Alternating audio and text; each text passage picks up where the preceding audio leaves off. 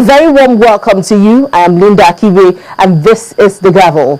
The National Assembly resumed on Tuesday, and what a resumption. The politics of defection has started playing out in the House of Representatives as predicted. Now we'll get into all that later on in the program. But first, let's take a look at the welcome address given by the Speaker and the Senate President. Now they usually do this at the beginning of every year, where the chatter course to show the priority areas which both chambers will be giving attention to. Let's find out. After the 4 weeks holiday, federal lawmakers have resumed for legislative activities. But lawmakers in both chambers are resuming to an atmosphere of political uncertainty and realignment caused by defection from one political party to another. This is further heightened by a court order which restrains lawmakers from effecting leadership change and maintenance of status quo. Nevertheless, the Senate President, in his resumption address to lawmakers, acknowledged that lawmakers will be seriously tasked on matters beyond their legislative responsibilities. He is also worried about what he termed a persuasive political tension arising from festering political disputes. Blinded by naked ambition, the political class has so painfully forgotten the lessons of our national history and has once again allowed the collision of voting personal ambitions to overheat the polity and undermine governance. Coming at a time when our nation is still transiting amid tremendous strains and enormous social and economic challenges.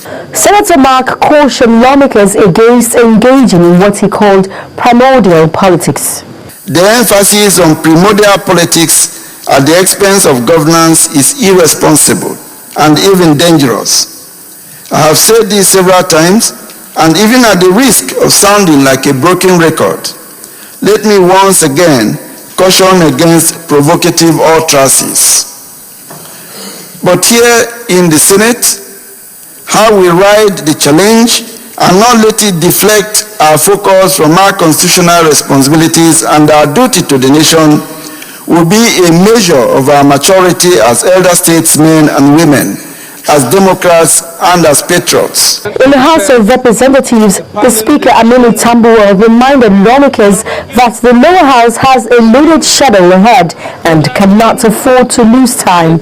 He reeled out the priority areas which the House will be giving attention to in the following months.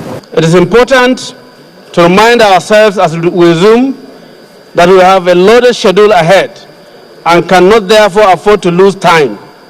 This reminder has become urgent given that the entire political space is already saturated with politics and politicking.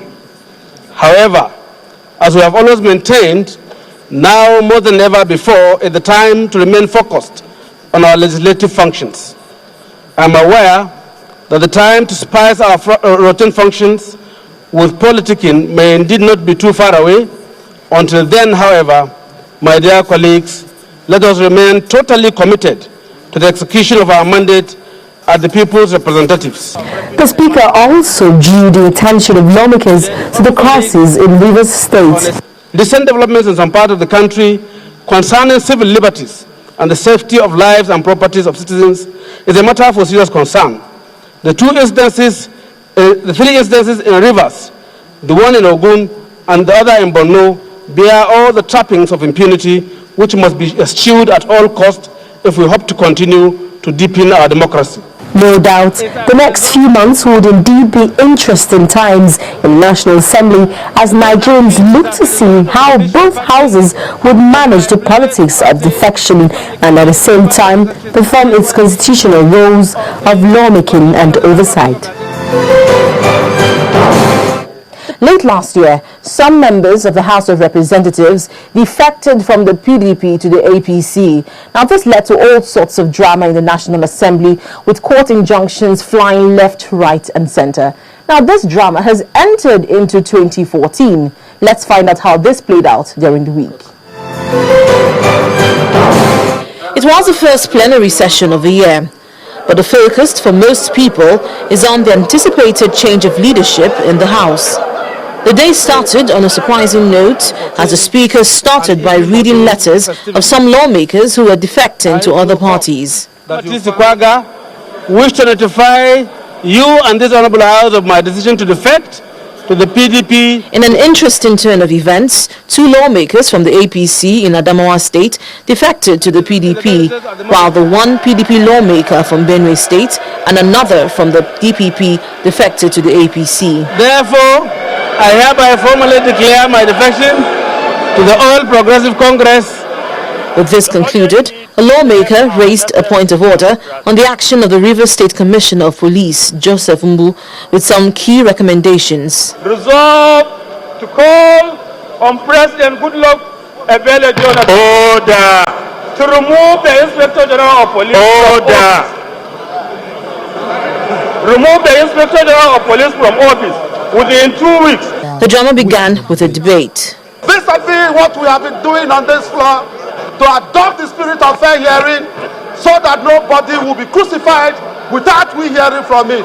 First and foremost, the responsibility of government, which includes this House, is the security and the welfare of our citizens.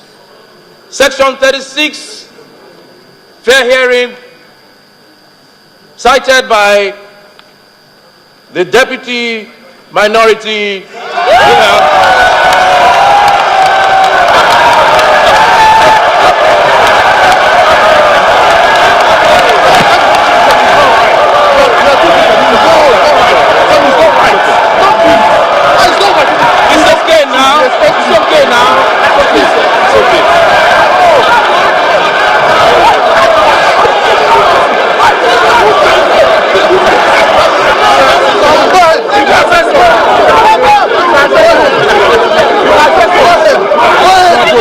Almost 20 minutes later, when order was restored, the Speaker gave the minority leader a chance to explain what he described as an expensive New Year joke.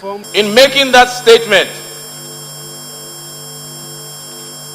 I took cognizance. It was a statement of fact.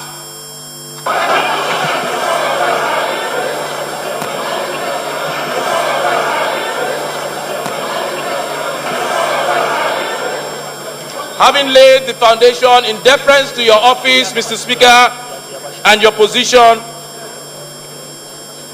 I will now refer to Honourable Leo Ogo as Honourable Leo Ogo. In his remark afterwards, the Speaker said the House must not disobey a subsisting court order. He also cautioned lawmakers to use their mandates in the interest of Nigerians. So if we slide into situations whereby we cannot, and God forbid, conduct our businesses here on the floor, then we may as well know that we are playing into certain hands. Let us not use the mandates given by our people to undermine what is very dear to them, and that's democracy. Please, I plead with you. The Speaker also ruled that a joint committee in the House studied the motion and advised the House on the next step to take within the next 1 week. Speaking to journalists afterwards, the caucus of the All Progressive Party in the House said it would abide with the court order it received, stopping a change of leadership in the House. The party caucus says the People's Democratic Party is simply delaying the inevitable with a court order and believes that in the coming weeks, more lawmakers will defect from the PDP to swell its ranks and show clearly that the APC is the majority party in the House of Representatives. And we took that decision this morning to abide by the order of the court for now, until such a time when one, to study the order, and two,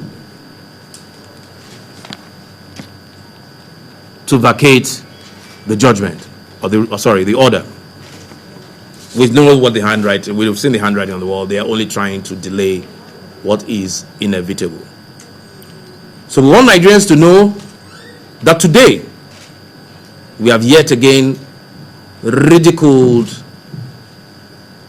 the government of Nigeria and the people of Nigeria, because our parliament, the biggest and perhaps the most robust in Africa, remains today the only parliament in the world, the only legislative body in the world where the minority plays the role of the majority and the majority plays or assumes the role of the minority. But as you saw today, the bleeding in PDP continues. And that bleeding will continue this week, next week, and weeks to come. So I want to see how perhaps in the nearest future, the party with an overwhelming supermajority will continue to sit in parliament. The drama of party defection took an interesting turn as the chairman of the Democratic People's Party, General Jeremiah Hussaini, questioned the defection of Suleiman Kwande from the party to the All Progressive Congress APC. In his letter, which was read by the Speaker of the House, Aminu Tambuwal, the party chairman said the lawmaker had been mandated to defect to the People's Democratic Party and not the All Progressive Party APC. General Hussaini said the defection therefore does not have the blessing of either himself or the party. The national leader of DPP, Lieutenant General J.T. Hussaini, which reads thus: Your Excellency, declaration of Honourable Suleiman Kwande of DPP for APC. Compliments and Happy New Year. It has come to my notice that Honourable Suleiman Kwande of the Democratic People's Party DPP has defected to the All Progressive Congress APC. This is to inform you that Honourable Suleiman Kwande does not have the backing of DPP or me as national leader of the party for his action. He was directed to declare for the PDP and not for APC. I therefore consider his action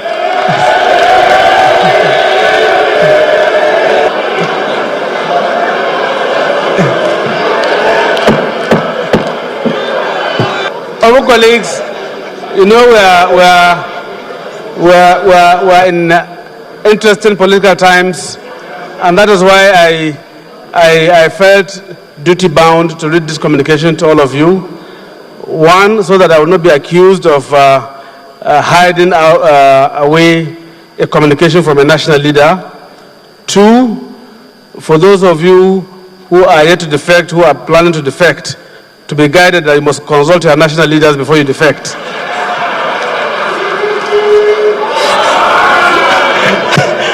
Thank you.